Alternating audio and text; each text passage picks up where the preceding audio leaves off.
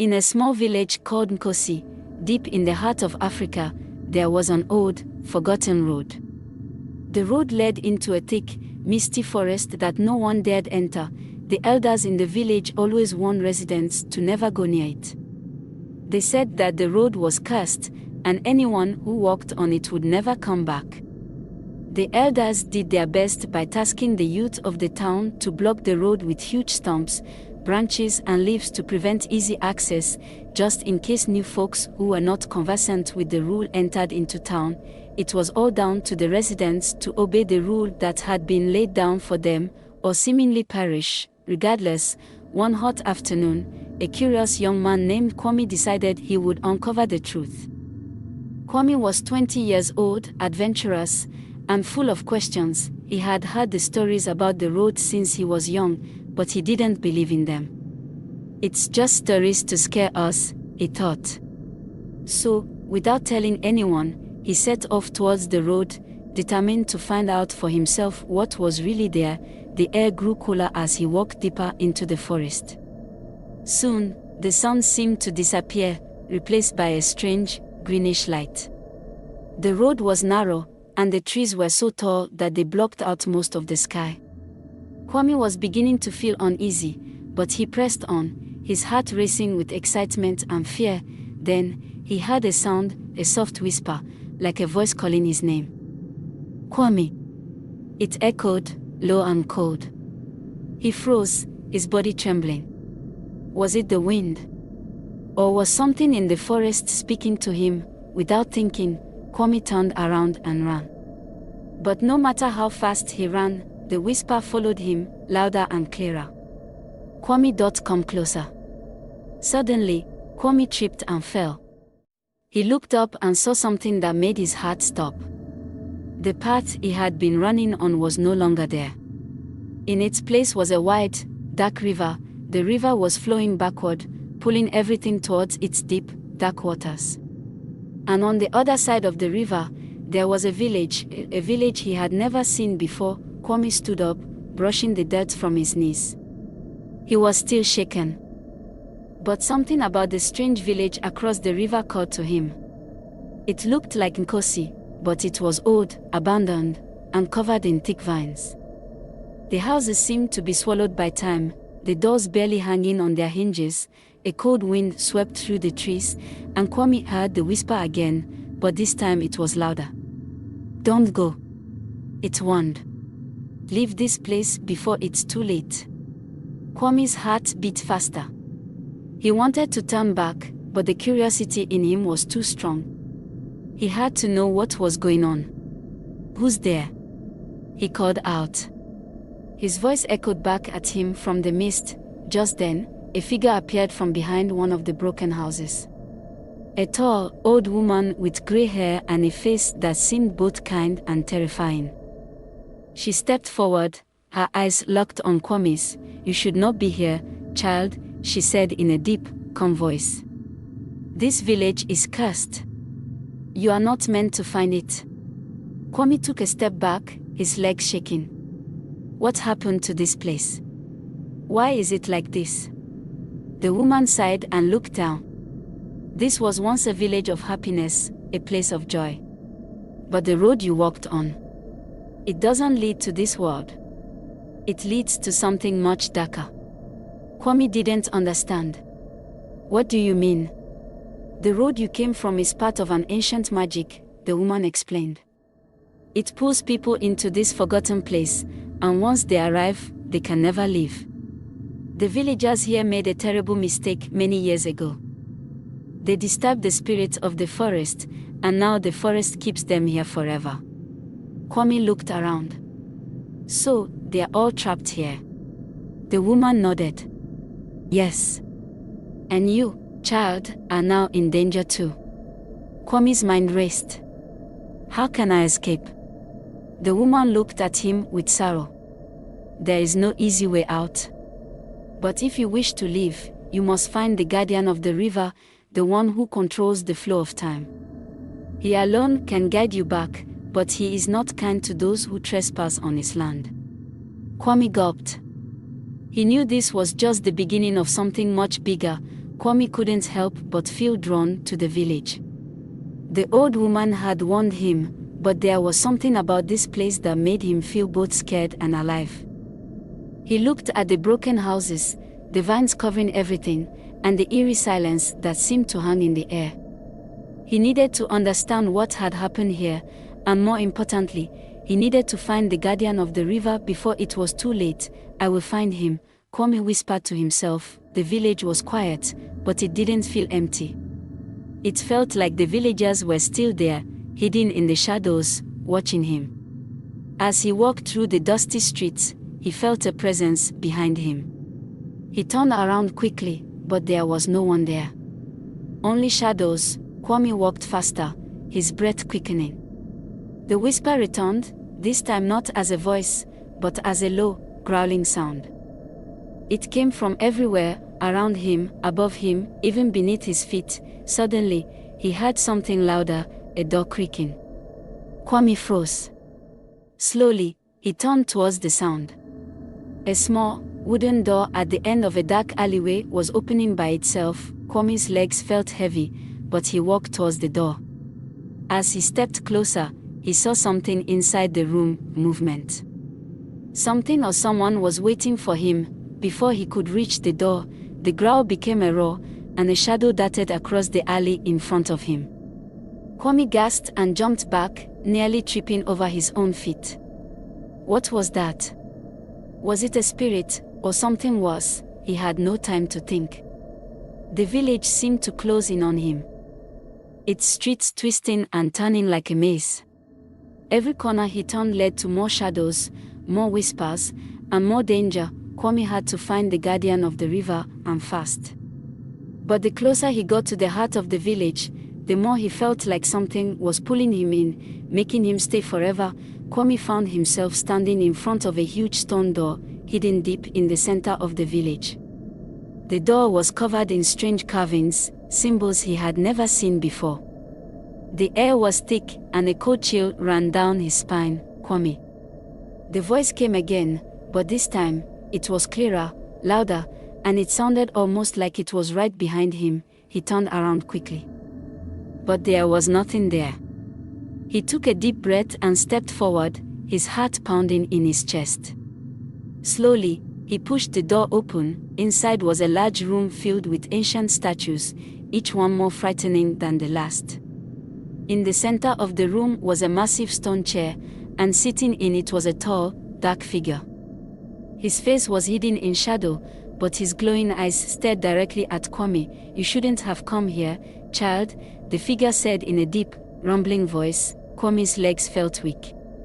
"I'm looking for the guardian of the river." "Is that you?" The figure's eyes flickered, and a faint smile tugged at the corner of his lips. "I am the guardian. But you are too late. The river has already chosen its new keeper, and once it chooses, it never lets go." Kwame's stomach twisted. What does that mean? The guardian stood up, his shadow stretching across the room like a living thing. "It means you may never leave this place, Kwame. You're already part of the village now. The spirits have marked you." Kwame's mind raced. What can I do? How do I live? The guardian's eyes burned with an eerie light. There is no escape unless you do something no one has ever done before.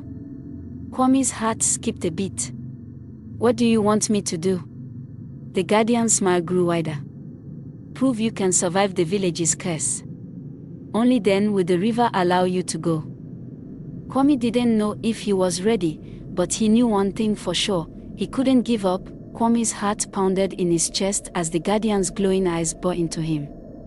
Prove you can survive the village's curse, the guardian repeated, his voice cold and distant. Only then will the river allow you to go. Kwame didn't understand. What did the guardian mean by surviving the curse?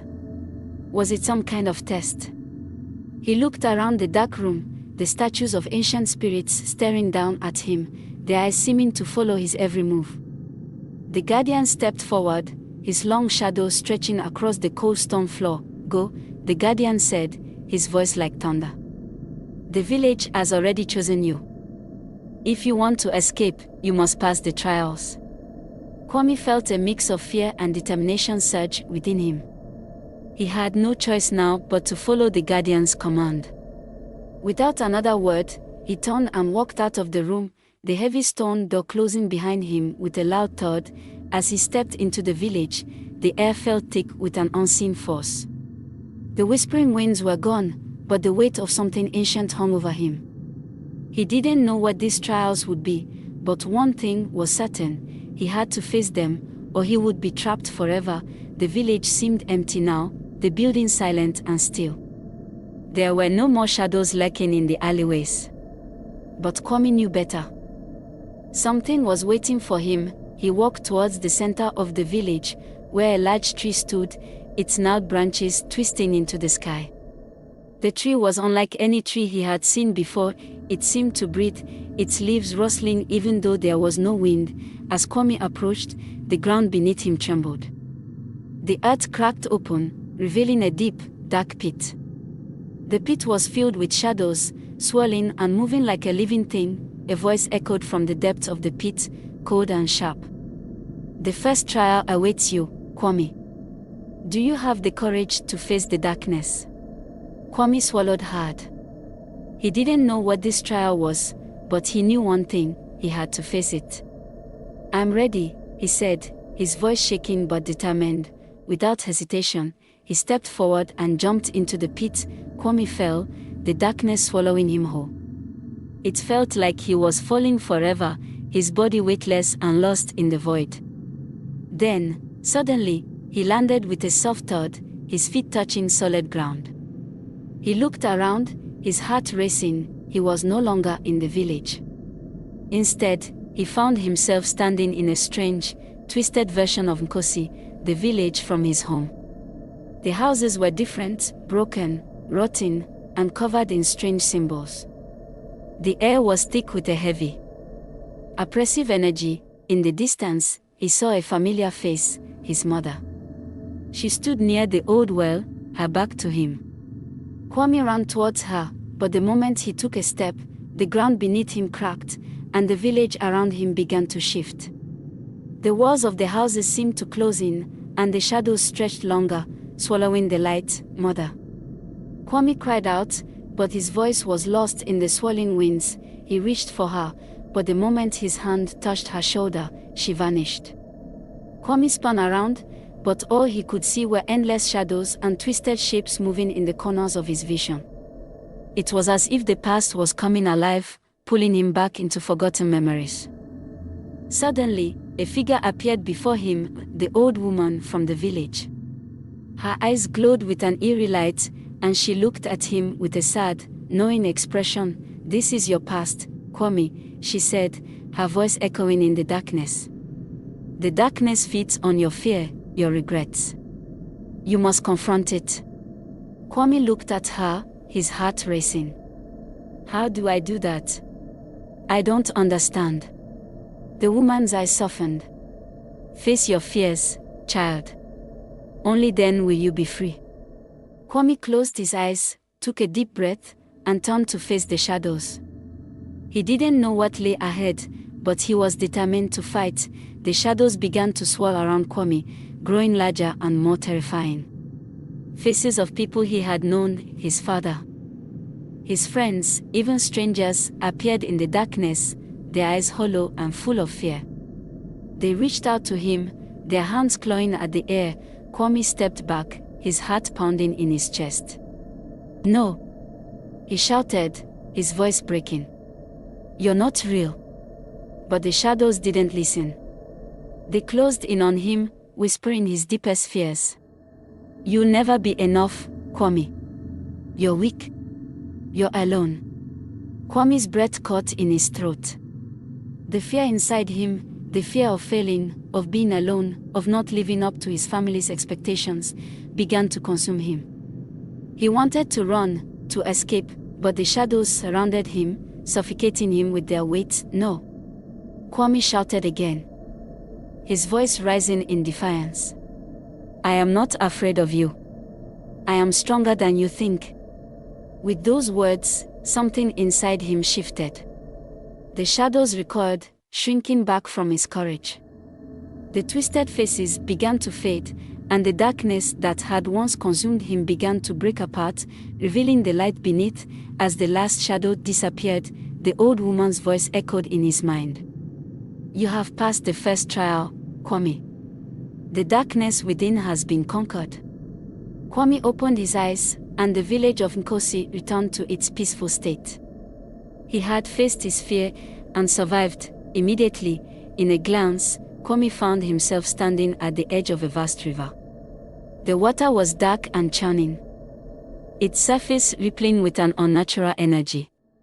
On the other side of the river stood a massive stone temple. The guardian's voice echoed in Kwame's mind again. "The second trial begins now. You must cross the river of time. It is the only way to reach the temple and the final test." Kwame looked at the river. It was wide and deep, the current moving faster than any river he had ever seen. But something about it felt different, like it was more than just water. It felt like the river held the power of time itself. Kwame took a deep breath and stepped into the river. The cold water rushed around his legs, pulling at him, trying to drag him under. But Kwame fought against the current. His feet firm on the slippery rocks beneath. As he waded deeper into the river, the water seemed to change. The current grew stronger, and Kwame felt as if he were being pulled into the past. Suddenly, he was no longer in the river. He was standing in his childhood home, the air filled with the smell of cooking food. His mother was at the stove, and his father was sitting at the table, laughing. Kwame's heart ached. This was the moment before everything changed, before his family was torn apart. He could feel the warmth of the past surrounding him, but he knew he couldn't stay. "You can't change the past," a voice whispered behind him. "You must move forward." Kwame looked around, but there was no one there. He turned and walked out of the house, stepping back into the river. With each step, the river grew stronger, pulling him further into the future. Images of things yet to come flashed before his eyes: his village, his friends, and a destiny he had yet to fulfill. And then, he saw it, the stone temple on the other side. Kwame took a deep breath and pushed forward. Kwame finally reached the bank of the river, his body exhausted and his mind reeling from the visions of the past and future. In front of him stood the Temple of Trials, its massive doors carved with intricate symbols. The stone pillars rose high into the sky, and the air around the temple hummed with an ancient power. Kwame stepped forward, his heart pounding in his chest. The doors creaked open, and he entered the temple. Inside, the walls were lined with golden statues of warriors and ancient kings. At the far end of the room stood a stone throne, and sitting in it was a figure, a man whose face was hidden in shadow. He was the final trial, the one who held the key to Kwame's freedom. "You have come far, Kwame," the figure said in a low, booming voice. "But you are not yet ready. To leave this place, you must face the greatest trial of all, the trial of your own soul." Kwame stepped forward, determination burning in his eyes. "I am ready. What must I do?" The figure raised his hand, and the ground beneath Kwame's feet began to shake. "Prove your worth. Face yourself, and only then will you be free." Kwame looked at his reflection in the stone floor, and what he saw made his blood run cold. As Kwame looked into the stone floor, the reflection staring back at him was not his own. Instead, he saw a dark, twisted version of himself, someone who was angry, broken, and lost. This version of him was full of hatred, bitterness, and fear, someone who had given up on his dreams and forgotten the love he once had for his family and village. "You are not the boy you think you are," the voice of the figure boomed. "This is the part of you that you've been hiding, the part of you that fears the truth." Kwame's heart pounded as he faced this dark version of himself. He wanted to turn away, to escape, but something inside him told him that he couldn't. He had to face it. "I am not like this," Kwame whispered to himself. "I will not be this person." The figure laughed. "You cannot escape yourself, Kwame. You are this darkness. It lives within you. But Kwame stood tall, his fist clenched in defiance. No. I am stronger than this. I choose to be brave. I choose to face my fears. As he spoke those words, the darkness began to fade, replaced by a warm, golden light. The dark reflection of Kwame shattered into pieces, and the room around him grew brighter.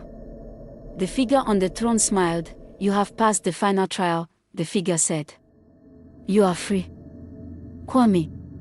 You have faced your past, your fears, and your own soul.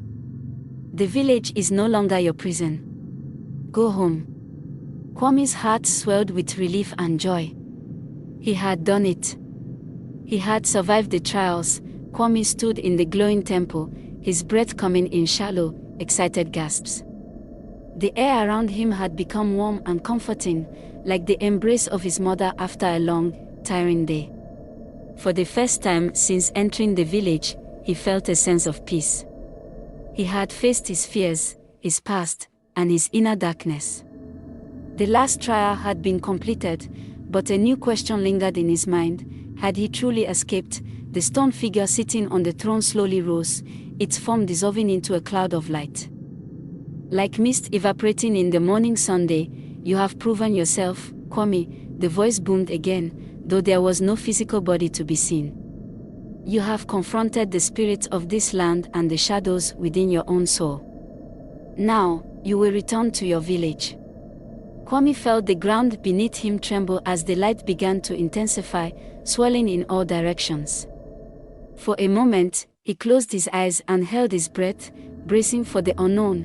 When he opened his eyes again, he was no longer in the temple. Kwame was standing at the edge of Nkosi. The village appeared just as he remembered, peaceful, vibrant, and alive. The golden sun hung low in the sky, casting long shadows across the dusty paths. He could hear the sounds of children playing, women chatting in the market, and the smell of cooking wafting through the air. But something felt different. It wasn't just the peace that comforted him, it was the realization that something fundamental had changed in him. He had returned, but this was no ordinary return. He had crossed a boundary, one that separated the physical world from something deeper, something beyond time itself. As Kwame walked through the village, he noticed that the faces of the villagers seemed unfamiliar. Their smiles were genuine, but their eyes lacked the warmth and familiarity he had once known. It was as though they were distant figures from another life. And then it struck him, these weren't his people, at least not in the way he had remembered them. They had all changed. Kwame walked towards his home, his footsteps heavy, each one filled with both excitement and fear. When he reached his door, he hesitated for a moment, unsure if he was ready to face the people who had once been his family. The door creaked open. Inside, he saw his mother, sitting at the table, a basket of fruit in front of her. Her face was warm and welcoming, just as it had always been. But her eyes were different. Cold. Distant. Kwame, she said softly, her voice as familiar as ever. Where have you been? Kwame's heart skipped a beat. I don't know. He replied, his voice trembling. I was lost, I think. But I'm back now. His mother smiled, but it didn't reach her eyes. Are you sure? She asked, her tone somehow making him uneasy. Days passed, and though Kwame had returned to his village, the world around him felt different, distorted, like a dream that couldn't quite make sense. The village continued with its everyday rhythms, but something underneath seemed wrong, like the ground beneath his feet was fragile, ready to collapse. The whispering voices that had haunted him in the village beyond the river had begun again. They weren't loud, but they were constant, murmuring in the back of his mind, "Leave, Kwame. It's not over. It's never over." At first, he ignored them, telling himself that it was just the result of his trials, that the experience had left its mark on his mind. But with each passing day, the whispers grew stronger. The villagers began to notice, too. He could see it in their eyes, the subtle way they watched him, as if they knew something he didn't. One evening, while sitting outside under the stars, Kwame was approached by the old woman, the one who had warned him at the river. She was a ghostly figure now, her form flickering like a candle in the wind. "You didn't think it would be that easy, did you?" she asked, her voice both comforting and chilling. "The curse of this place doesn't end with the trials. The road never truly lets go." Kwame's eyes widened in horror. "What do you mean?" "I passed the trials. I faced my fears and confronted my darkness. Why am I still hearing the voices?" The old woman looked at him with pity. "You've returned, yes. But not the way you think. The village you're seeing, this isn't the real Nkosi. This is only a shadow, a reflection of what once was. The curse of the village isn't just on the land, it's in your heart, Kwame. You brought it back with you." Kwame felt his chest tighten. "So, what do I do now?" The woman's form flickered again, her face twisting into something more sorrowful. "You must destroy the source. The river of time. It doesn't just take people. It takes parts of their souls. Those pieces are what keep this place alive. They must be returned." Kwame understood. He had never truly escaped the village. He had only delayed the inevitable. The curse had followed him home, determined to end this once and for all. Kwame set off toward the river once again. The village seemed to watch him as he walked, its silent gaze heavy, almost like it didn't want him to leave. The sun was setting behind him, casting long shadows that seemed to follow his every step. He reached the river's edge, the same churning, dark waters that had pulled him into the other world. This time, there was no voice calling him to cross, no guardian waiting. Only the river itself, an ancient force of time, stretching endlessly ahead. Kwame took a deep breath and stepped into the water. It felt different now, colder, more powerful. He waded deeper, determined to face the heart of the curse. As he walked, the world around him seemed to twist and bend, memories flashing before his eyes. He saw the village from his childhood, the moments before the curse had begun to take hold. The river began to pull him toward the deepest part, where the water was thick and still. Kwame felt his body grow heavy, weighed down by the gravity of the past. He wasn't just walking through water anymore, he was walking through his memories, at the center of the river. He saw something, a glowing orb, pulsating with a strange energy. It was the heart of the curse, the very source of the village's suffering. Without hesitation, Kwame reached out and touched it. Instantly, the world around him exploded in light. The river began to swirl, pulling him deeper into the unknown. He saw flashes of faces, villagers, spirits, his family, each one twisted in agony. The orb glowed brighter and brighter, and for a moment, Kwame felt as though he were being torn apart, but then, a voice broke through the chaos. The old woman's voice, "Let go, Kwame. You must release it." With all the strength he had, Kwame closed his eyes and let go of his fear, his pain, and the darkness inside him. The orb shattered into 1,000 pieces, and the river began to calm. The spirits, the whispers, the shadowed memories, they all faded into nothingness. Kwame awoke on the riverbank, his body weak but his mind clear. The world was still, peaceful, and the air was filled with the scent of the earth. The sun was rising, casting its golden light across the land. He had done it. He had broken the curse. The village of Nkosi was no longer a shadow of its former self. As Kwame walked back into the village, he could feel the difference. The air was fresh, the colors were bright, and the villagers' eyes were no longer distant. They were warm, full of life. They remembered him as if he had never left. Kwame went home to his mother, and this time, her smile was genuine. "Welcome back, my son," she said, her voice filled with love. For the first time since his return, Kwame felt at peace. The village was truly free. In the days that followed, Kwame returned to his old life. He worked with the elders, learned the ways of the land, and grew stronger. The village flourished once more, and the whispers of the past faded into the wind, Kwame would never forget the journey he had been on. It had changed him in ways he could never fully explain. He had faced darkness, time, and his own fears, and emerged stronger. Nkosi was whole again. And Kwame, the boy who had walked the road of shadows, was now a man who understood that the greatest curse is not the one that traps you in a place, but the one that traps you in your own heart.